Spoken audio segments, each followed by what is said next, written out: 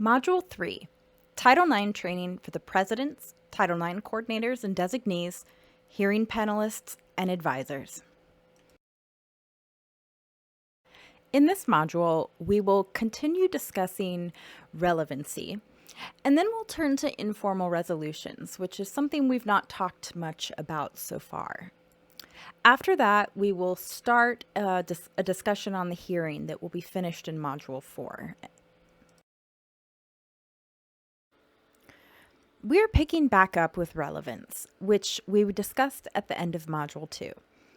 You will recall that relevancy determinations are made in the pre-hearing conference, which provides the parties and their advisors the opportunity to discuss what information is relevant and should be considered at the hearing. I would like to consider relevance through a different lens today and zoom in on issues such as consent, drugs and alcohol, and the application of policy to facts, and highlight examples where relevancy is nuanced or especially important. You're probably familiar with the elements of consent. An individual who consents to a sexual act, for example, must give that consent voluntarily. And that means that they have knowledge and understanding of the nature of the act and how they are participating in it. There are several reasons why a person might not be able to give valid consent. Some of them are shown on this slide, but I want to focus on just one. It's the first one, when a person is incapacitated by drugs or alcohol. In drug and alcohol cases, the relevant evidence is often very nuanced, and determining what is relevant and why is almost always a fact-specific analysis. Intoxication and incapacitation due to drugs or alcohol are best viewed on a spectrum.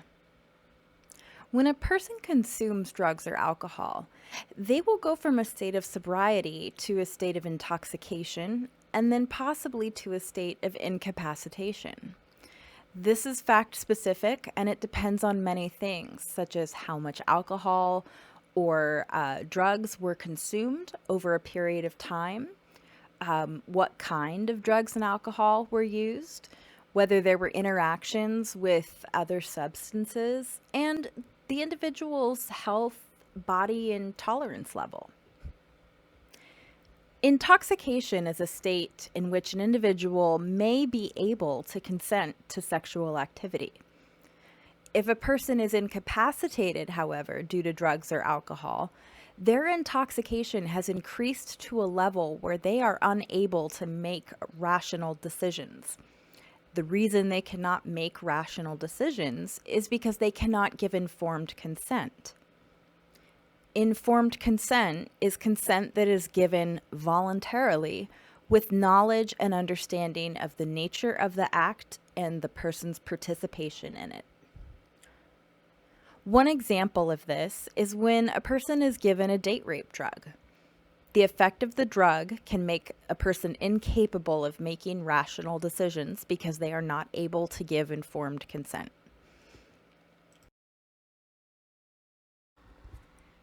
If we are considering whether a person may have been incapacitated due to substances they consumed, such as drugs or alcohol, there are certain symptoms that we should look out for.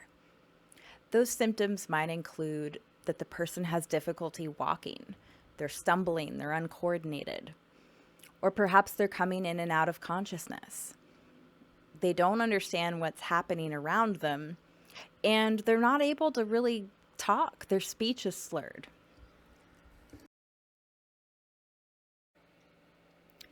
Information that is relevant when analyzing alleged sexual assault that occurred in the context of intoxication or incapacitation can be tricky and requires careful analysis.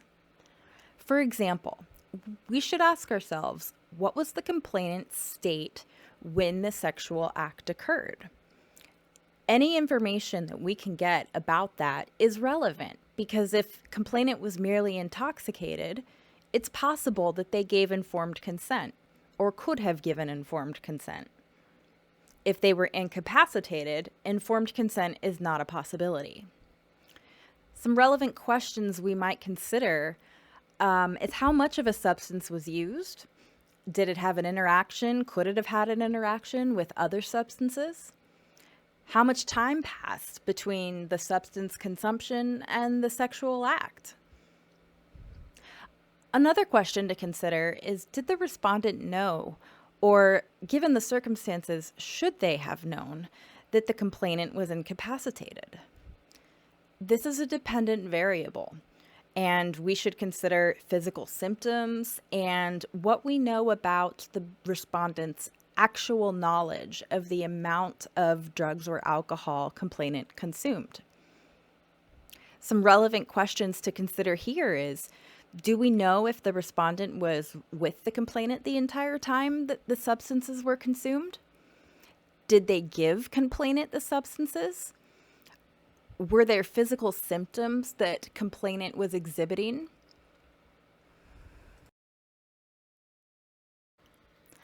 Let's consider an example.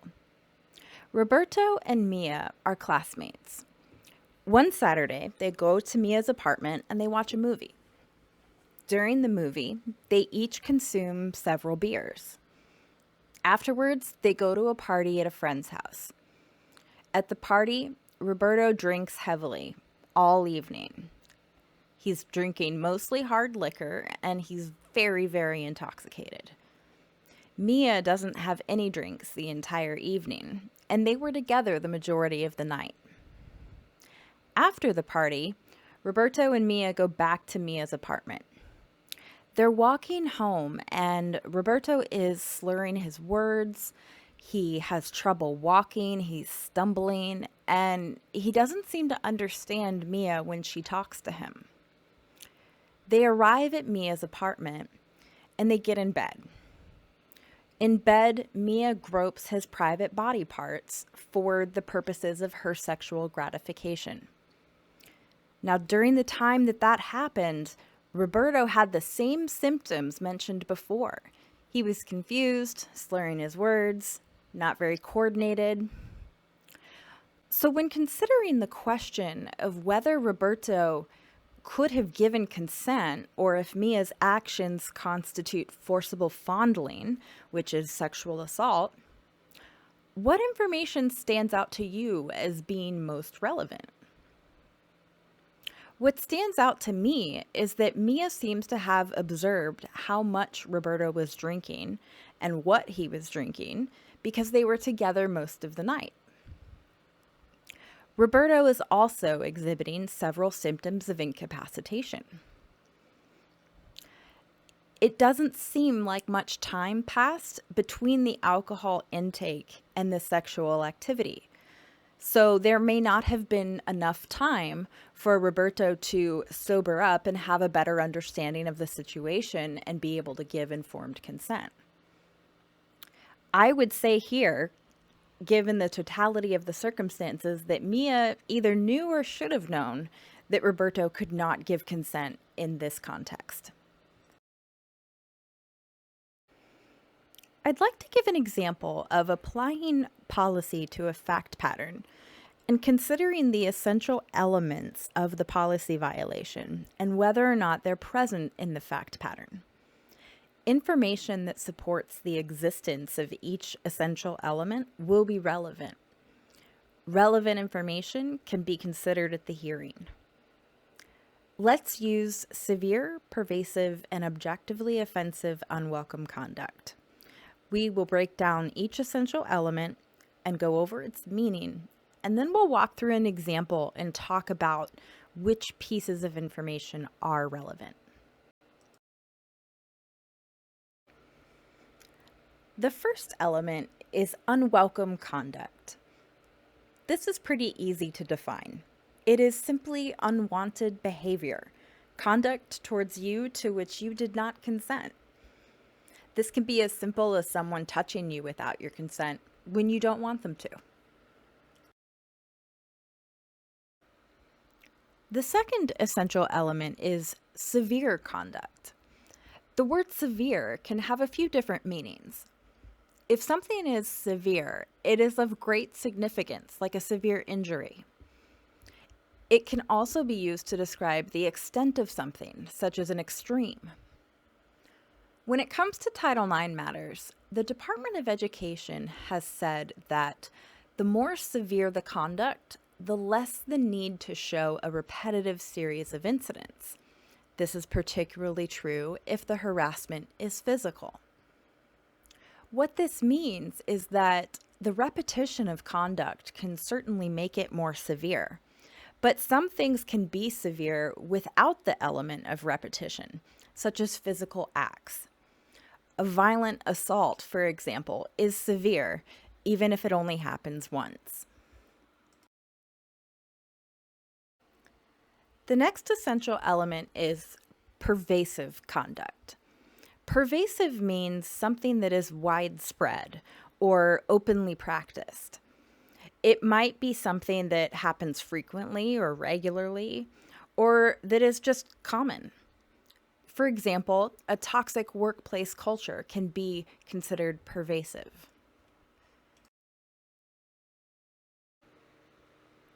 The fourth essential element is that the conduct is objectively offensive. Think about the difference between the words subjective and objective. Subjective is something that can be influenced by personal perception or feeling. What is considered good music is subjective, for example, because it's based on a person's tastes and preferences. Every person is unique, and so is the way they perceive things. Objective is the opposite. It is something that is not changed by personal feelings or perceptions.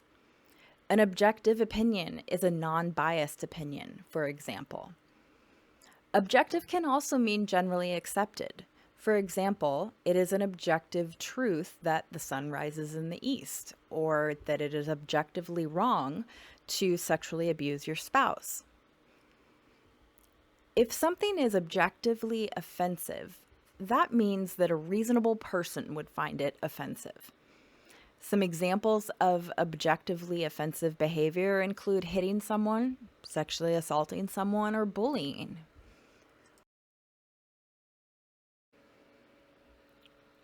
After the relevancy determinations are made and the pre-hearing conference concludes, the hearing chairperson will provide the parties with the pre-hearing conference summary.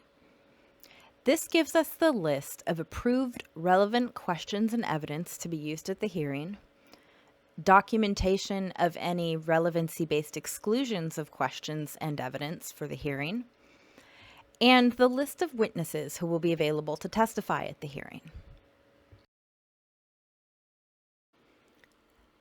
The sixth essential element is that the presence of the prior elements results in a person being effectively denied equal access to the education program or activity. Let's consider an example. Coach Caden is the women's volleyball coach and has a reputation for groping student athletes.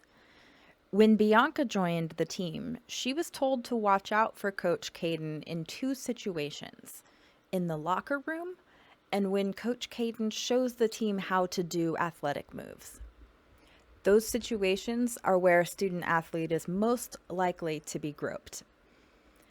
Bianca asked how this was allowed to happen. Her teammate, Sadie, shrugged and said, "Everybody knows. It's been happening for years. No one says anything because Coach Caden is a really good coach and athletics are important here." 2 weeks later, during practice, Coach Caden shows Bianca how to position her body when preparing to jump and spike the ball over the net. During the demonstration, Coach Caden squeezes Bianca's left breast and then acts like nothing happened. A few days later, Coach Caden walks by Bianca in the locker room and slaps her butt and says, "Great game." Bianca is disgusted and feels violated, and she decides that she's no longer comfortable playing on the team, and she quits. Is Coach Caden's conduct severe, pervasive, and objectively offensive, unwelcome conduct? And if so, what information here supports that conclusion? The answer is yes. Coach Caden's conduct is severe, pervasive, and objectively offensive, unwelcome conduct. This chart pulls out the relevant information that supports each essential element of the policy violation.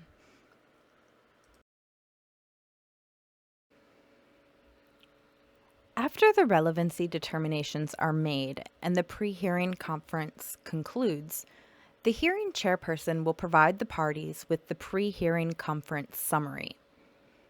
This gives us the list of approved relevant questions and evidence to be used at the hearing, documentation of any relevancy-based exclusions of questions and evidence for the hearing, and the list of witnesses who will be available to testify at the hearing. This is a good break-off point to begin discussing informal resolutions, which we'll do next. You may recall this chart from prior modules, and in red, I've circled where informal resolutions are in the larger process. The 2020 Title IX regulations allow the colleges to facilitate informal resolutions between parties. The regulations actually say very little about informal resolutions, so we can get creative. An informal resolution can happen any time before a determination about responsibility for the alleged conduct is made. It can happen in the middle of the investigation, for example. It could happen at the pre-hearing conference, or even during a break at the hearing. Informal resolution might appeal to parties because it offers more privacy and flexibility than a formal hearing does. Informal resolutions are largely driven by the parties, but the college provides a structure that offers potential remedies. Keep in mind that a formal complaint is a prerequisite to utilize the informal resolution process, and that process is still within Board Policy 3020 and 5011.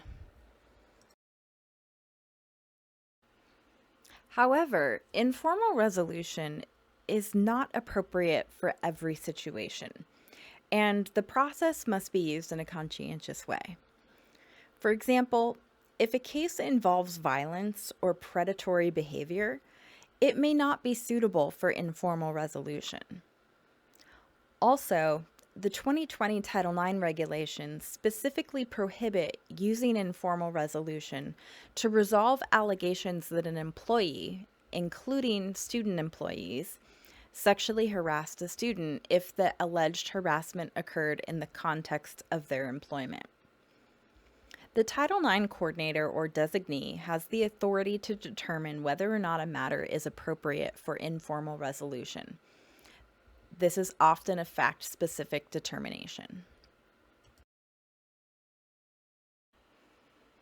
What do the parties get out of the informal resolution process? This will be different for each individual, of course, but a good example is catharsis, which can support closure and healing and help the parties move forward in their lives after the resolution. Informal resolution also allows the parties to make decisions about acceptance of responsibility, sanctions, and remedies themselves instead of a hearing panel.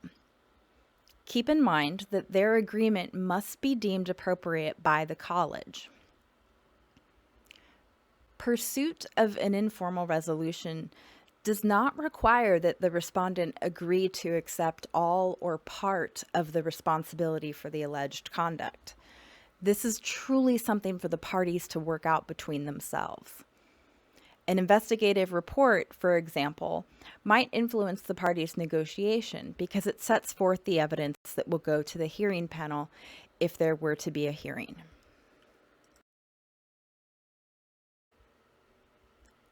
The parties can choose how they will interact during the informal resolution process. If they want to communicate in person and directly, they can. If they would prefer to communicate exclusively through the Title IX coordinator or a designee to minimize contact with each other, that's okay too. Informal resolution can also be conducted using technology such as Zoom. This might be more convenient for the parties, especially due to concerns about COVID-19.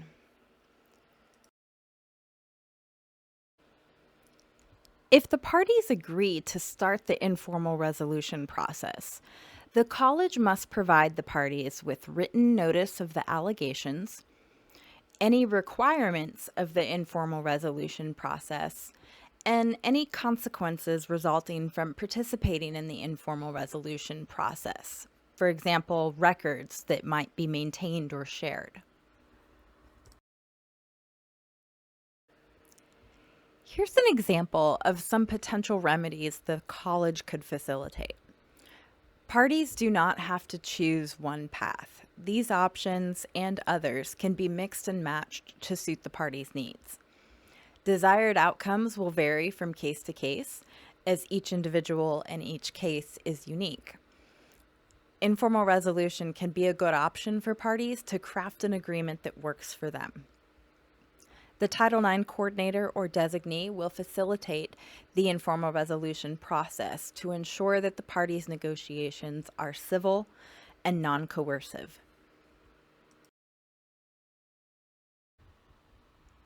For example, supportive measures that may have been used during the grievance process can continue, or new arrangements can be made. For example, two parties who share a class may want to minimize interaction with each other going forward, so one party agrees to continue the class online. No contact orders between the parties can also be used, but it's important to note that a no contact order is not a punishment. Rather, it is a tool to craft a remedy that both parties agree to. Another remedy might be that the respondent agrees to accept some or all of the responsibility for the alleged conduct, and the parties agree on sanctions for the respondent. Some examples might include an educational sanction, a restriction from a residence hall, taking a leave of absence in lieu of a formal suspension, or withdrawing from the college.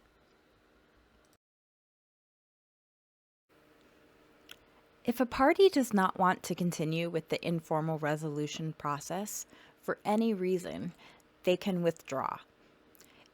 If they withdraw, the formal resolution process with a hearing would resume. The parties might be committed to resolving the matter informally, but it might just not work. Maybe they cannot come to an agreement on the degree of the respondent's responsibility or what an appropriate sanction is. If the process breaks down, the Title IX coordinator or designee can require it to go through the formal hearing process. Let's take a look at some examples. Example 1, James and Kendall. James was a male cheerleader on a competitive team in high school. He was physically strong enough to easily lift up many of his teammates, which helped the team do stunts at competitions. James loved being on the team, and in his first year of college, he tried out for his college's cheerleading team.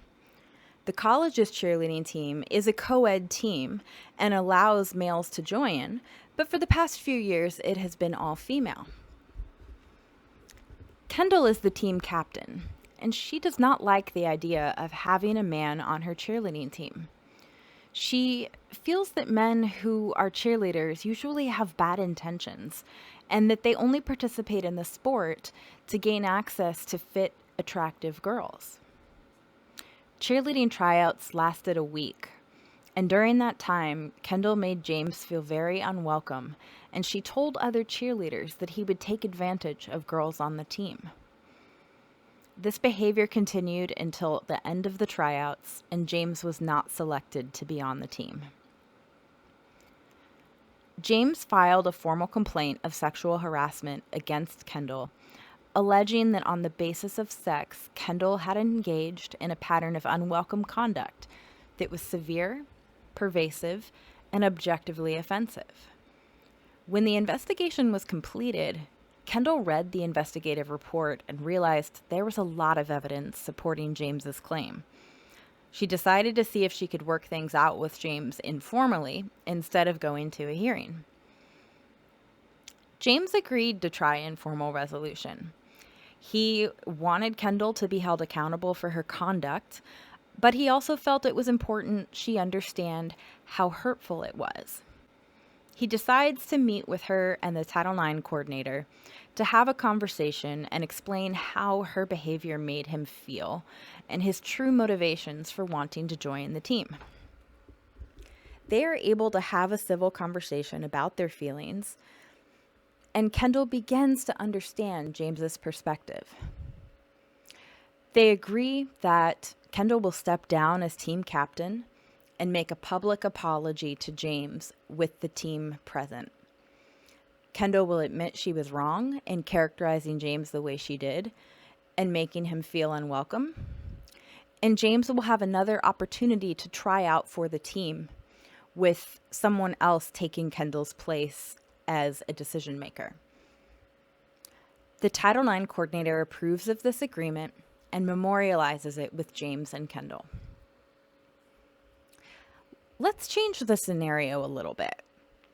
What if James and Kendall tried to resolve the matter informally, but Kendall would not accept his request that she publicly apologize and step down as captain? If negotiations come to a stalemate and they just cannot move forward productively, the Title IX coordinator has the authority to require that the matter go through the formal hearing process instead.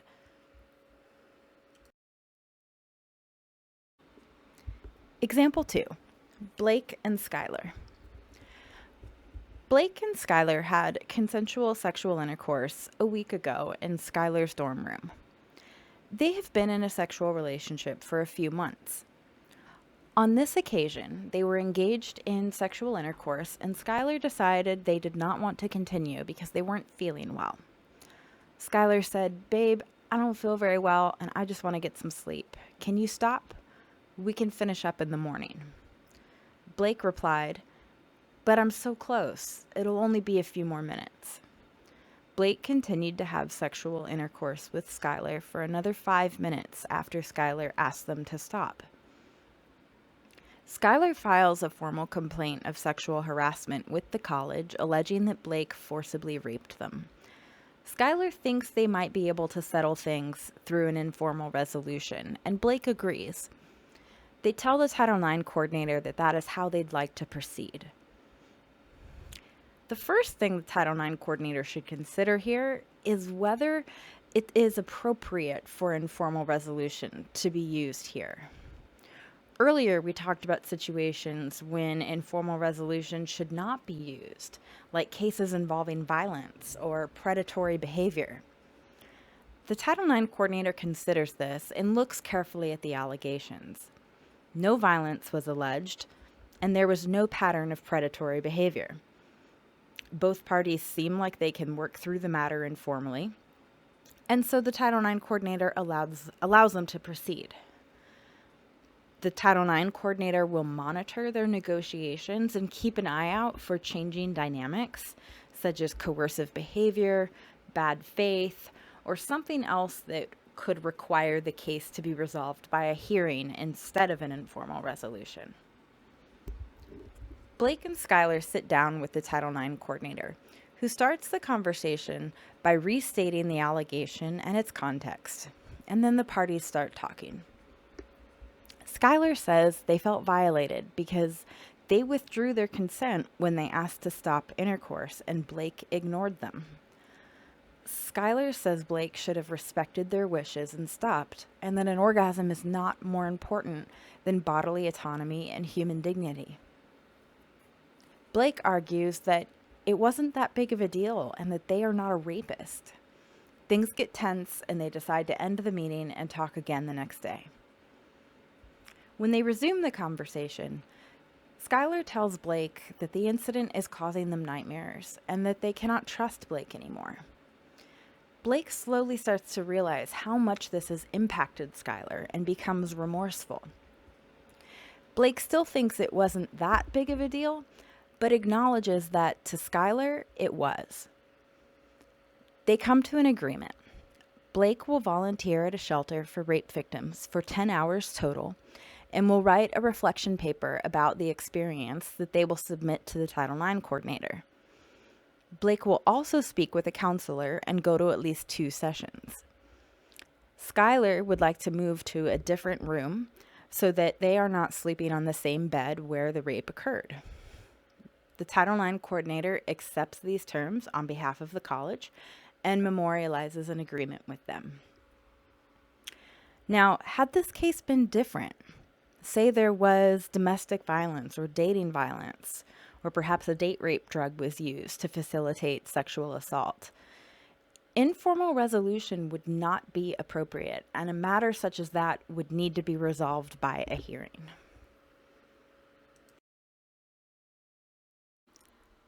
Let's move on to the hearing.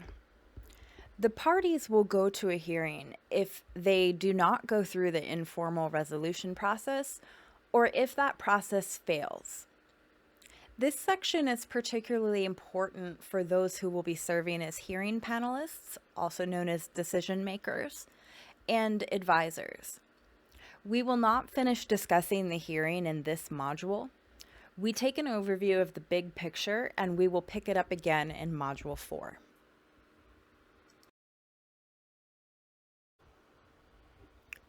The 2020 Title IX regulations require that a decision maker, who is separate from the investigator, make determinations about whether or not the respondent violated policy.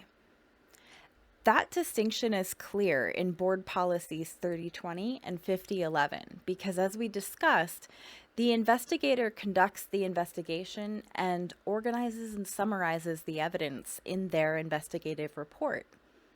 But they hand that report over to the hearing panel, who will consider the evidence gathered and hold a hearing to determine whether the respondent is responsible for a policy violation. The hearing panel will be provided with all the evidence directly related to the allegations, but the relevant evidence will be pulled out in the pre-hearing conference, and that is the focus of the hearing.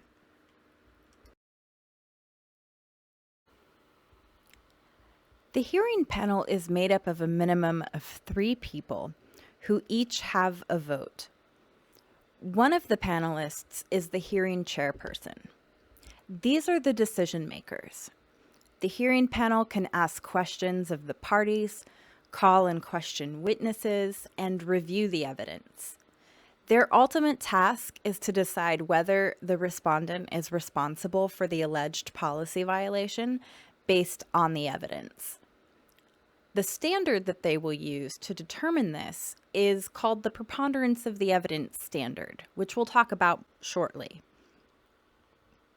The hearing chairperson is a member of the hearing panel, but he or she conducts the hearing. The hearing chairperson also makes all decisions about relevancy. Because only relevant evidence and questions are permitted, the hearing chairperson will vet each question or piece of evidence submitted.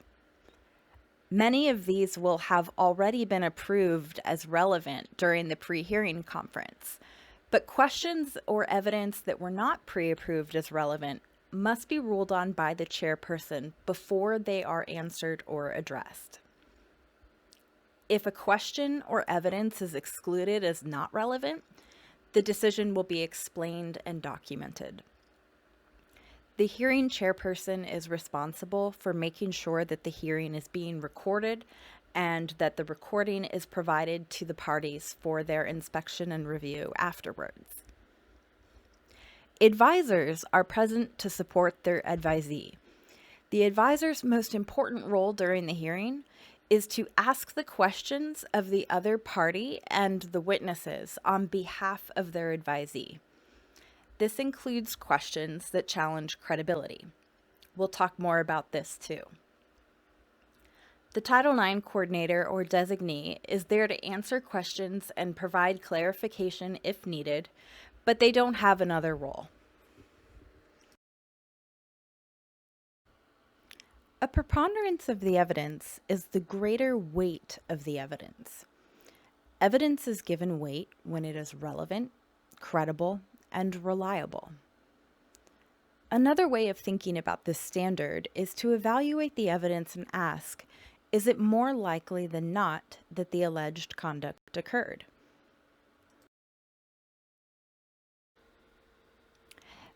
There are no official rules of evidence to follow, so evidence can be just about anything.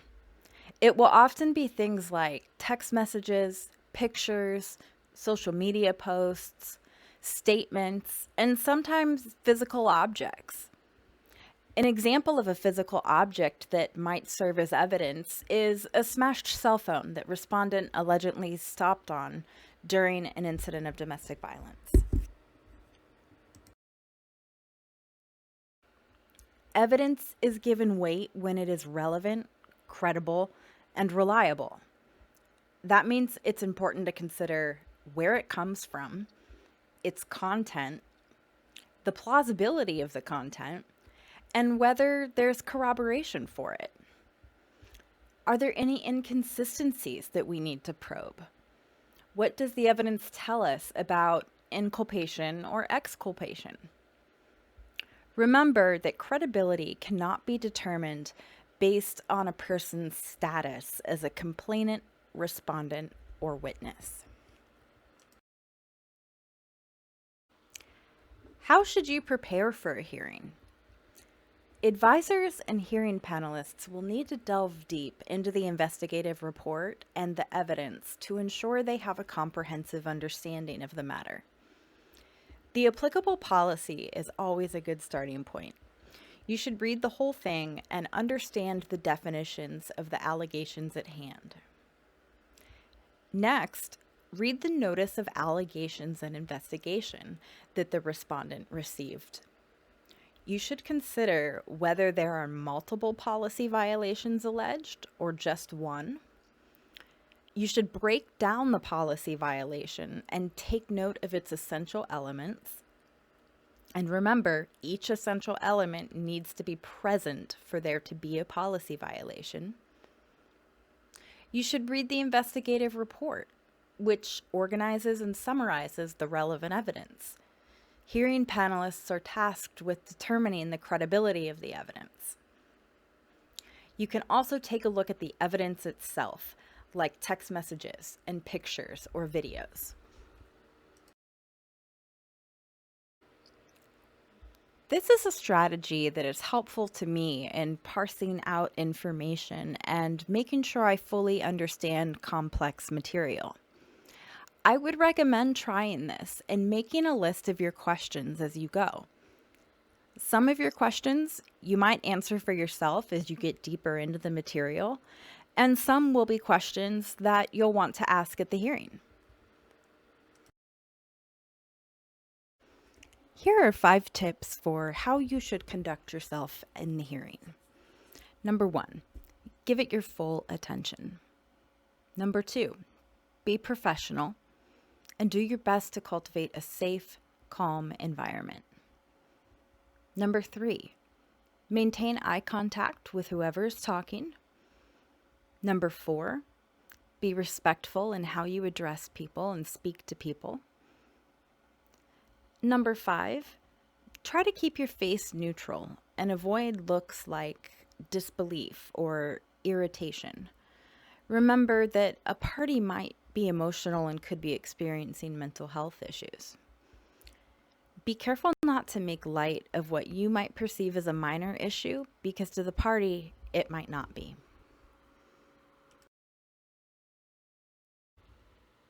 Let's review some tips on how to ask questions effectively at the hearing. Number 1, keep it simple. Avoid compound questions and take it one step at a time. Number 2, ask open-ended questions. An open-ended question cannot be answered with a yes or a no. It requires explanation. Number 3, do not ask leading questions. A leading question suggests the answer you want to hear. Number 4, be straightforward. Some questions might be uncomfortable, but it's easier for everyone not to beat around the bush. That being said, remember that you might be asking a deeply sensitive question and the person could be emotional. Use tact and good judgment. Ask yourself how you would want someone to talk to you if you were the one being questioned. Number 5, ask follow-up or clarifying questions when needed, and focus on the information that you need to obtain. Number 6, to elicit information, you can say things like, "Tell me more about that," or "Help me understand. Can you walk me through this?"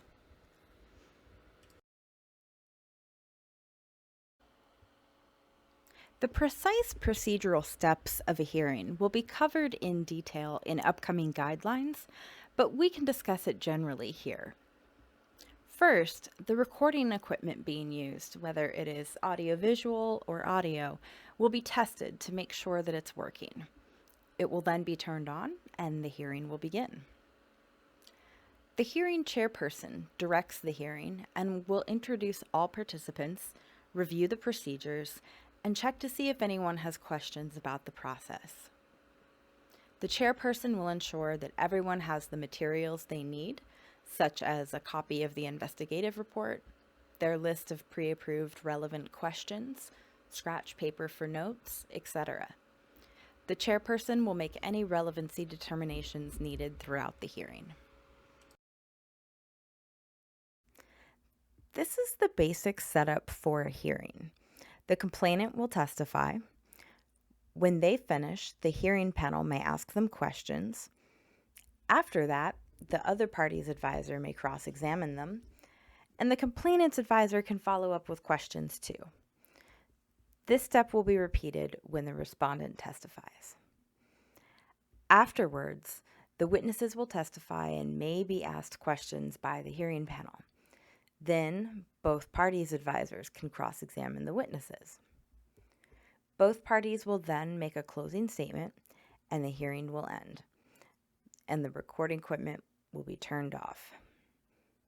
Now, it's important to note that depending on the situation, sometimes this order might need to be altered. For example, if a witness was scheduled to be there at 3 o'clock but could not arrive until 4 o'clock, things can be moved around. But overall, this is the structure you'll see.